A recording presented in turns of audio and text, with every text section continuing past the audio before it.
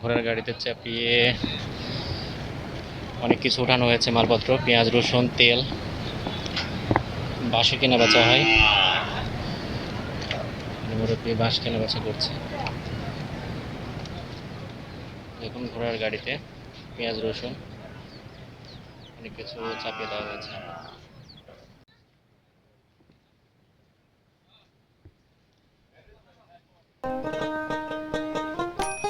স্থানীয়ভাবে লালন পালনকৃত গরু আর কি এখানে স্থানীয়ভাবে কেনা বেচা হয়।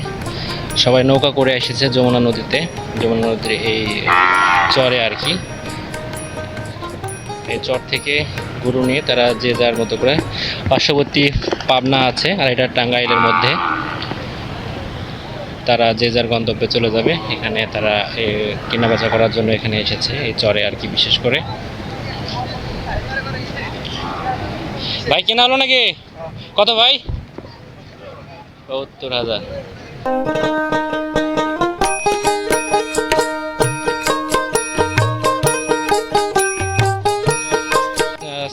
চাহিদা মেটানোর মতো চরে বিশেষ করে দূর দূরান্ত থেকে বিভিন্ন জিনিসপত্র এখানে ক্রয় বিক্রয় হয়ে থাকে। আপনারা দেখতে পাচ্ছেন এই যে নৌকাতে বস্তার উপর বস্তা করে মুড়ি রাখা আছে। অনেক নৌকা এই যমুনা চর।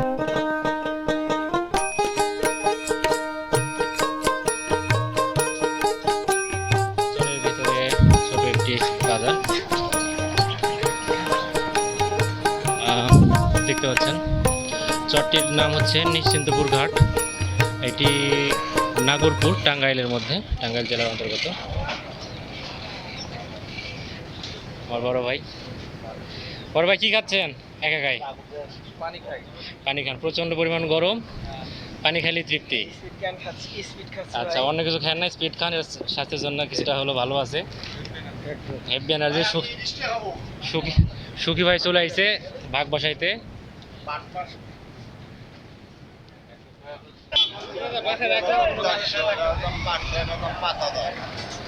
500 থেকে 5,000। আচ্ছা,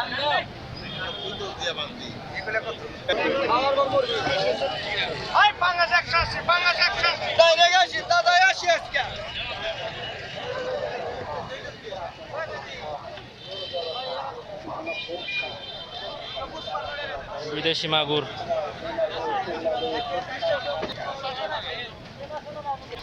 হাটে বোঝা যাচ্ছে পাঙ্গাস মাছের আমদানি সবচেয়ে বেশি। আর পাঙ্গাস মাছের কেজি প্রতি দেখা যাচ্ছে যে 180-200 টাকা কেজি পাঙ্গাস মাছ।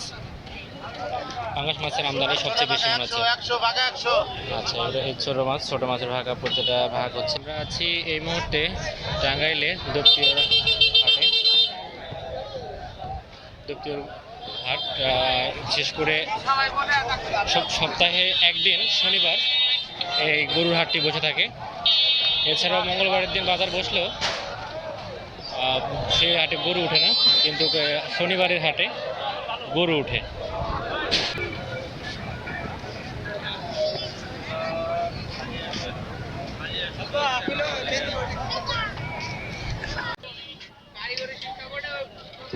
বড় ভাই জিলাপি কত করে কেজি? 140। জিলাপি 140 টাকা কেজি। এটাকে কি বলেন ভাই আপনারা? হ্যাঁ, পেঁয়াজ বল বলেন। এটা কি দিয়ে বানানো ভাই? ময়দা, চিনি। আর এটার নাম খিলি, মানে আমাদের এলাকাতে নাই আর কি, এগুলা খিলি বলে ভাই এটাকে। এটা সেটা বাচ্চা আছে।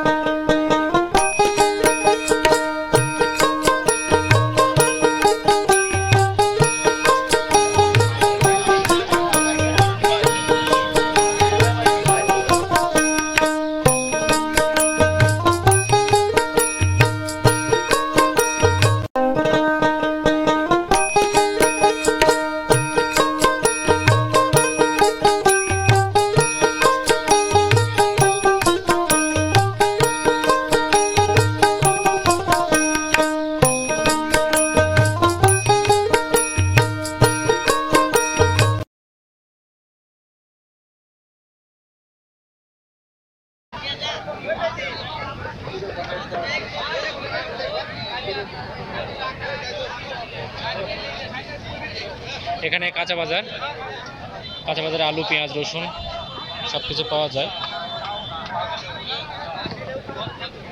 গরুর হাটটা ওই সাইডে, খুব বেশি বড় হাট না, তবে এই স্থানীয় যে চরের মানুষগুলো এখানে ক্রয় বিক্রয় করে থাকে এবং স্থানীয় চাহিদা তারা এইভাবেই পূরণ করে থাকে। আমার এই ভিডিওটি কে কোথায় থেকে দেখছেন অবশ্যই সেটি কমেন্টের মাধ্যমে জানাবেন।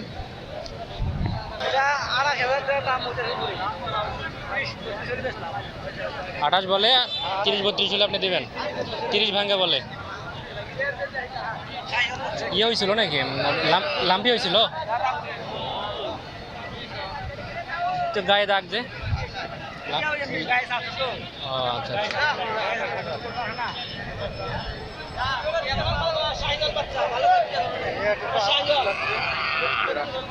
ওটা 30-30 উপরে ওটা।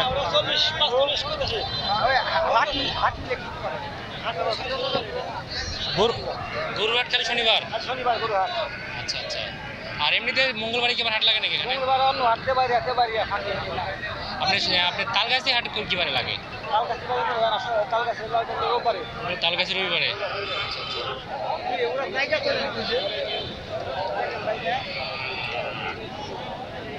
হাট করে যেটি বুঝতে পারলাম এখানে তুলনামূলক কিছু কিছু জায়গা চাইতে গরুর বাজার তুলনামূলক কম আছে।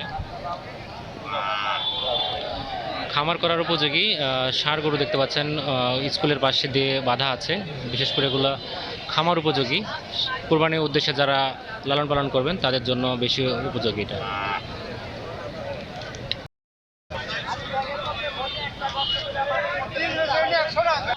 আগামী কোরবানির জন্য প্রজেক্ট হিসেবে রাখতে যাচ্ছেন তারা এই গরুটির দাম পড়েছে 118।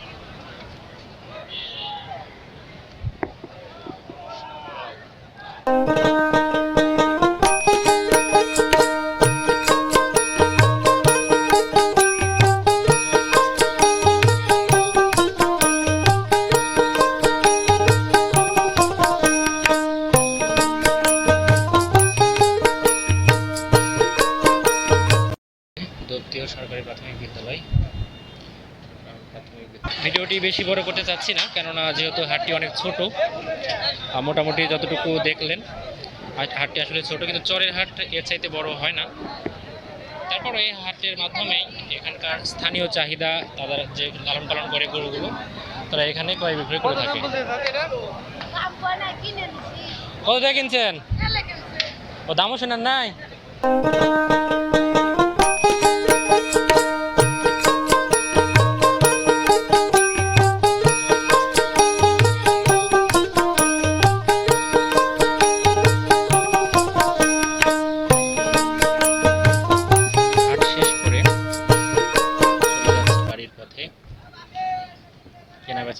কেনাবেচা শেষে বাড়ির পথে যাচ্ছে। এটা সে হচ্ছে ঘাট পার। এখান থেকে যে যার গন্তব্যে যোগাযোগের মাধ্যমে এখানে নৌকা দেখতে পাচ্ছেন, অনেক নৌকা একসাথে, বিভিন্ন আশেপাশের জেলা পাবনা, সিরাজগঞ্জ, টাঙ্গাইল, এদিকে আপনার হচ্ছে মানিকগঞ্জ, এই সমস্ত জেলার মানুষজন এখানে ক্রয় বিক্রয় করতে আসেন। কত সুন্দর একটা দৃশ্য। অনেক বেশি রোদ থাকার কারণে কেমন বুঝতে পারছেন ভিডিওতে, বুঝতে পারছি না আমিও, তবে চেষ্টা করছি যেন ভালোভাবে দেখা যায়। সূর্যের আলো দিনের শেষ মুহূর্তে কিরণ দিচ্ছে। এটি সেই যমুনা নদী।